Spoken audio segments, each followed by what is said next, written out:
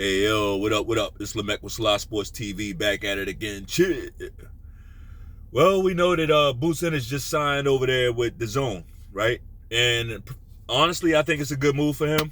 I think it's a great move, right? You think he can go over there and become like a part of the fucking story?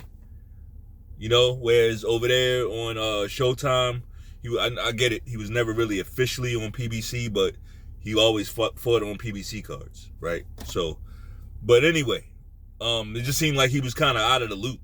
You know, he wasn't really fighting any of the names. You know, it's not even about the top names. But it just seemed like he wasn't even in the same pool. He wasn't even taking fighters from the same pool that everybody else was, right? It's like he was in that Tank Davis pool, right? Whereas now, you're over there on the zone, buddy.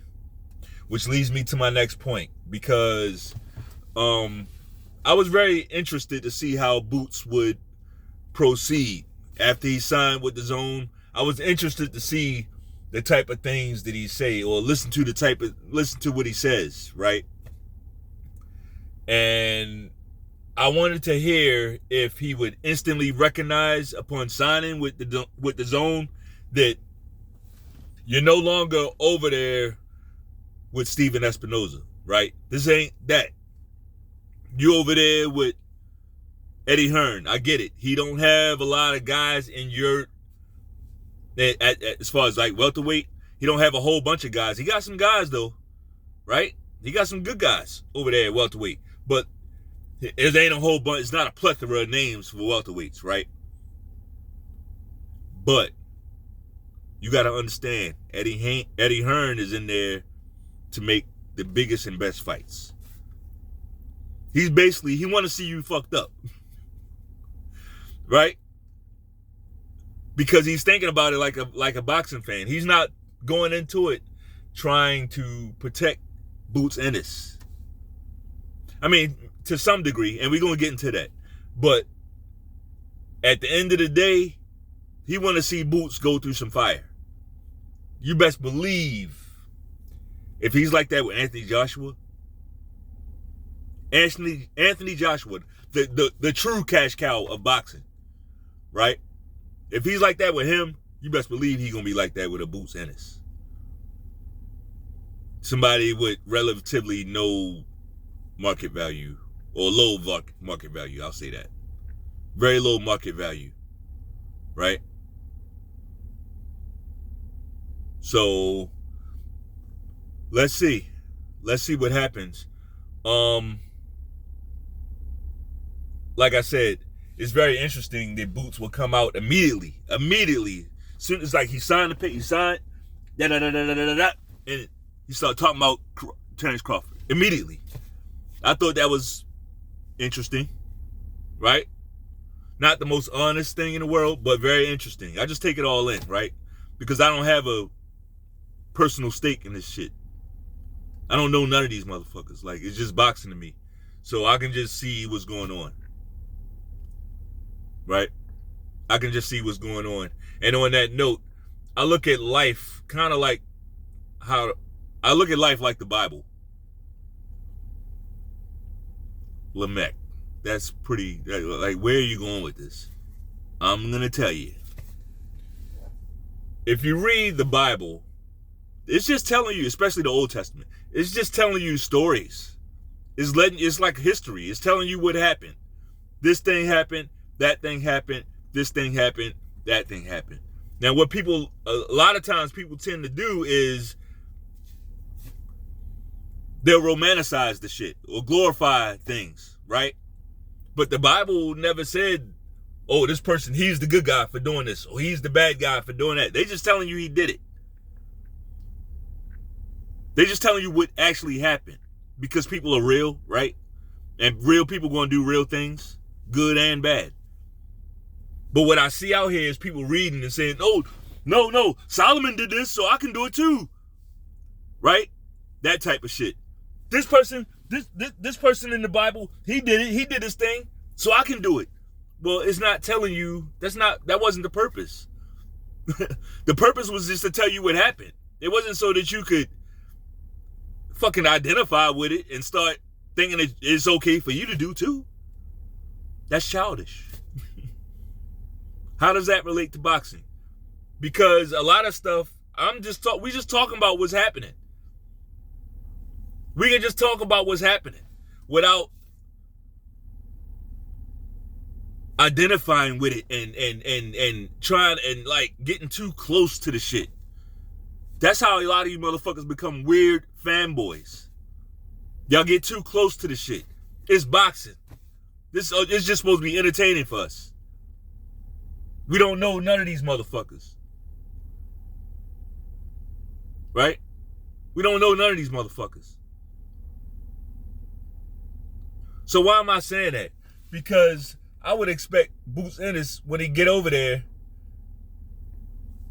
what I would have expected is for him and his dad to put their heads together, have a heart-to-heart talk, and Bozy Ennis look his son in the eye and say, son, I know we've been capping. We've been doing a lot of capping, right?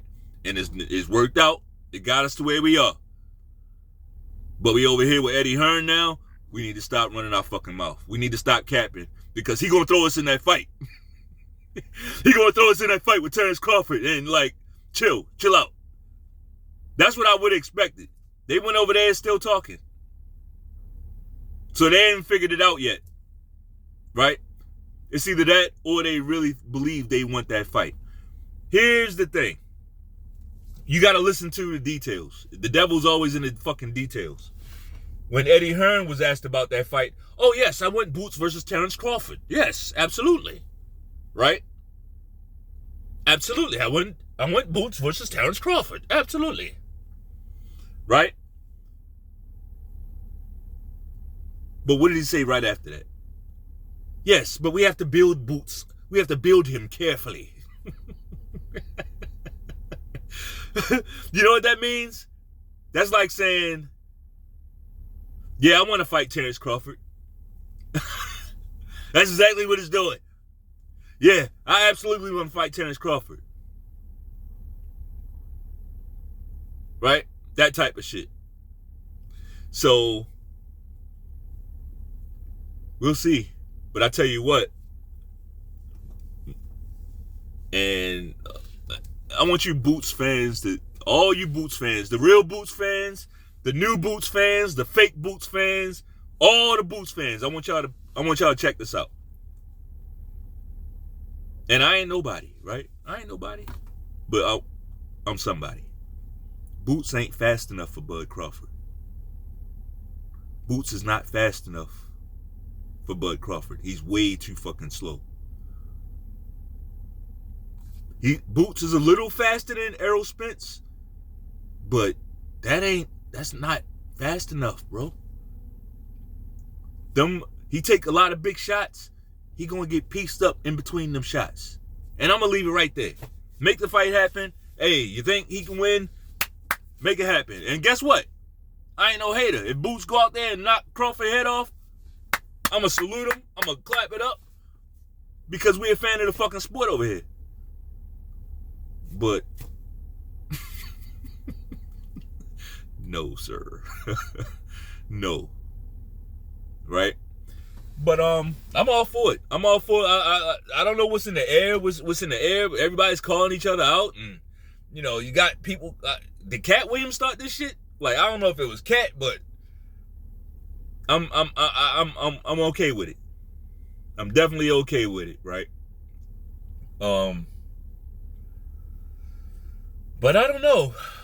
From what I'm hearing more noise about the Boots and Bud thing.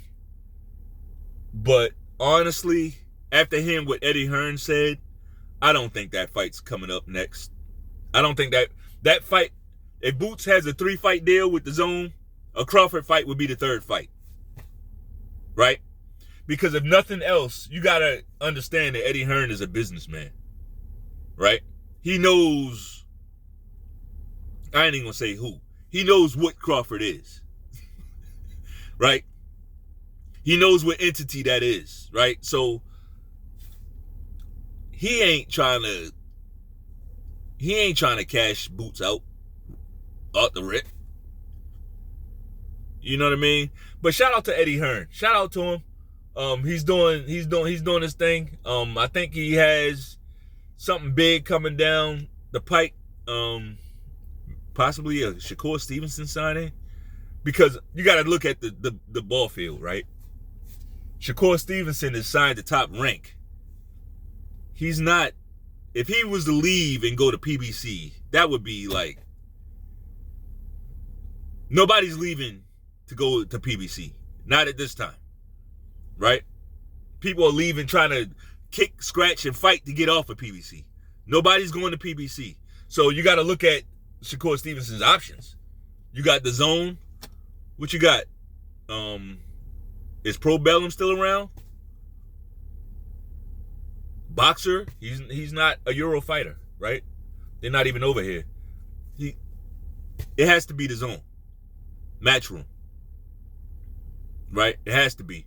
And I tell you what, that's a good look for, and I'm not no Shakur Stevenson fan, but I don't have to be. It's not about who I like over here. I can still respect that as a solid signing. That would be a great signing for Eddie Hearn, right? And if he were to do that, now the picture's starting to become a little bit clear why all these American promoters, right? Real ones and the fake ones. The real promoters like Bob Arum, you know what I mean? Guys like that, Oscar De La Hoya, and then you got the fake ones like Leonard Ellaby. But all of them hate Eddie Hearn. You got to pay attention to shit like that. You got to pay attention to things like that.